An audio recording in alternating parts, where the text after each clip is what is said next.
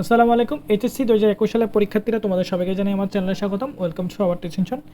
এটা হচ্ছে তোমাদের জীববিজ্ঞানের দ্বিতীয় পত্রের ময়মনসিংহ বোর্ডের কোয়েশনের সমাধান। আমি অন্যান্য বোর্ডের কোয়েশন এখনও পাইনি। তোমরা চাইলে তোমাদের বোর্ডের সমাধানগুলো পাওয়ার জন্য তোমরা কমেন্ট করতে পারো। তোমাদের কমেন্টের উপর ভিত্তি করে আমি সমাধানগুলো আপলোড করার চেষ্টা করবো। পরবর্তীতে তুমি কোন ভিডিও সমাধান চাও সেটা কমেন্ট করতে পারো।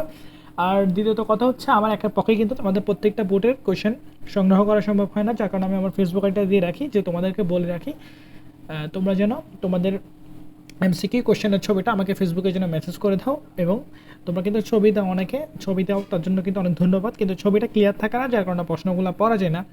তাই একটু যখন ছবিটা দিবা তখন মাথায় রাখবা ছবিটা যেন ক্লিয়ার থাকে। ছবিটা ক্লিয়ার থাকলে খুব দ্রুত আনসারগুলো ফাইন্ড আউট করতে ইজি হবে। যাই হোক, আমরা ময়মনসিংহ বোর্ডে আসি। ময়মনসিংহ বোর্ডের কোয়েশনটা আমাকে একজন ফেসবুকে দিয়েছে, ওকে ধন্যবাদ।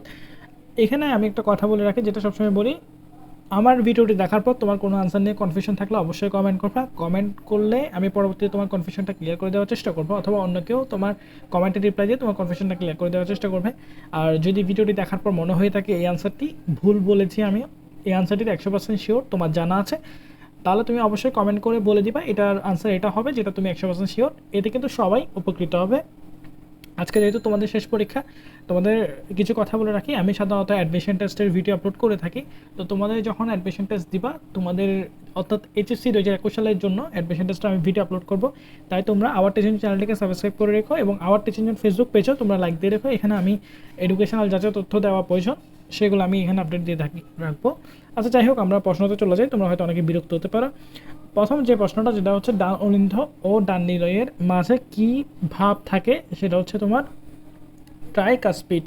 তারপর দেখো অট্রিয়ামের সিস্টোলের স্থিতিকাল কত সেকেন্ড, সেটা হচ্ছে 0.1 সেকেন্ড।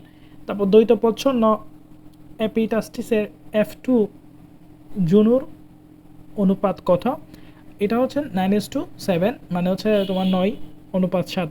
তারপর আটটা চিত্র আছে যেখানে 4 এবং 5-এর উত্তর দিতে হবে। বলা হচ্ছে উদ্দীপকের পানিটির হেড ক্যাপসুলের অংশ কোনটি, সেটা হচ্ছে তোমার ক্লাইপিয়াস। তারপর দেখো উদ্দীপকে শ্রেণীটির বৈশিষ্ট্য কী কী, এখানে 1 এবং 2, মানে হচ্ছে মস্তক তোমার হাইপোকনাতাস ধরনের। তারপর হচ্ছে তোমার ওসেলি থাকে। তারপর কেন 3:1, মানে হচ্ছে 3:1 না হয়ে 1:2:1 না বলি হয়, সেটা হচ্ছে সমপ্রকটতা। তারপর দেখো মাতা বর্ণাঢ্য এবং পিতা স্বাভাবিক হলে পুত্র শতকরা কত অংশ বর্ণাঢ্য হবে, সেটা হচ্ছে 50%। তারপর ও রক্ত গ্রুপধারী রক্ত দিতে পারে যাদেরকে, তারা হচ্ছে তোমার সবাইকে পারে। তোমার এফকে পারে, বিকেও পারে এবং এভিকেও পারে। তারপর হচ্ছে রুই মাছের জোর পাখনা কোনটি, সেটা হচ্ছে বক্ষ। তারপর দেখো অ্যাসোমেটিস তোমার লার্ভা দশা দেখা যায় কোনটিতে, সেটা হচ্ছে তোমার ল্যাম্প্রেথে। তারপর হচ্ছে তোমার বাদুড়ের হৃৎপিণ্ডে প্রকোষ্ঠ কতটি, সেটা হচ্ছে 4টি। অর্জিত বৈশিষ্ট্যের উত্তরাধিকারী মতামত প্রবক্তাকে, সেটা হচ্ছে ল্যামার্ক। আর ডারউইন হচ্ছে তোমার বিবর্তনের মতামত দিয়েছে। তারপর দেখো 13 নম্বরটাতে যাই।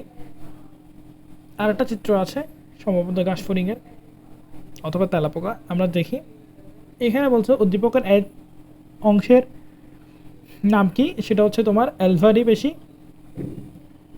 তারপর হচ্ছে উদ্দীপকে চিহ্নিত অংশটি কি, এটা হচ্ছে রক্ত সংবহনে ভূমিকা পালন করে এবং তোমার অস্টিয়ার সংকোচন ও প্রসারণে সাহায্য করে।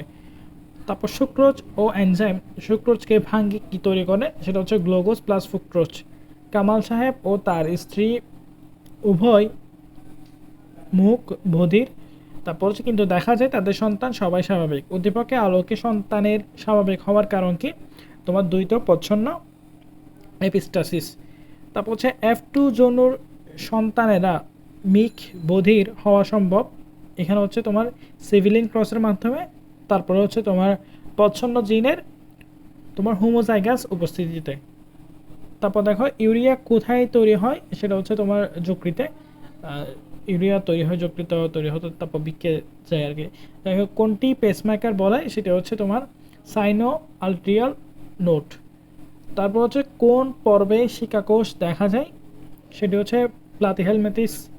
তারপর ক্ষত স্থানে তোমার থ্রাইবোসাইটের ভাঙ্গনের ফলে যে উৎসেচকটি বের হয় তার নাম কি? সেটা হচ্ছে ফাইব্রিনোজেন। নিচের কোনটি প্রোটিন পরিপাক এনজাইম? সেটা হচ্ছে ট্রিপসিন ও গ্লানজিনেস।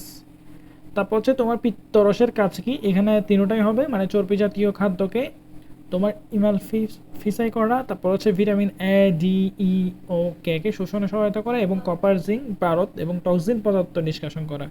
তারপর একটা চিত্র আছে যেখানে বলা হচ্ছে উদ্দীপকে চিহ্নিত অংশের নাম কি? সেটা হচ্ছে নিউমেরিক নালী। উদ্দীপকে অঙ্গটির ভূমিকা কী কী? এখানে হবে 2 এবং 3, মানে হচ্ছে পানি মাছের ভারসাম্য বজায় রাখতে সাহায্য করে এবং অক্সিজেনের আধার হিসেবে ব্যবহৃত হয়। এই ছিল তোমাদের কোয়েশ্চেনের সমাধান। ইনশাআল্লাহ আমি চেষ্টা করবো তোমাদের অ্যাডমিশন টেস্টের ভিডিওগুলো আপলোড করতে। তোমরা যদি এখানে কোনো কিছু ভুল পেয়ে থাকো, কোনো কিছু কনফিউশন থাকে, অবশ্যই কমেন্ট করে বলবা। আর পরবর্তীতে কোন বোর্ডের সমাধান চাও কমেন্ট করতে পারো, তোমাদের কমেন্টের উপর ভিত্তি করে আমি পরবর্তী সমাধানটা আপলোড করবো। এবং তোমাদের বিশেষ করে এমসিকিউ ছবিটা আমাকে একটু ফেসবুকে দিতে হবে, কারণ আমার লেখার পক্ষে তো সবার বোর্ডের কোয়েশ্চেন সংগ্রহ করা সম্ভব হয় না। তো তোমরা আওয়ার টিচিং ফেসবুক পেজে লাইক দিয়ে রাখো, আওয়ার টিচিং চ্যানেলটিকে সাবস্ক্রাইব করে রাখো। আওয়ার টিচিং চ্যানেলে আমি ট্রাই করবো যে তোমাদের অ্যাডমিশন টেস্টের যে জিনিসগুলো তোমাদের জানা প্রয়োজন, যেগুলো জানলে তোমাদের উপকৃত হবে, সেই জিনিসগুলো আমি আপলোড করবো। ধন্যবাদ সবাইকে, আসসালামু আলাইকুম।